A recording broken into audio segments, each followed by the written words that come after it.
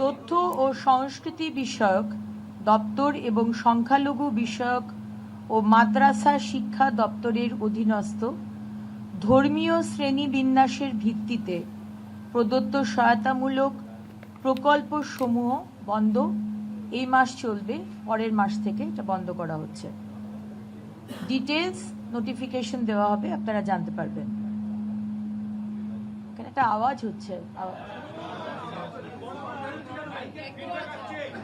next হচ্ছে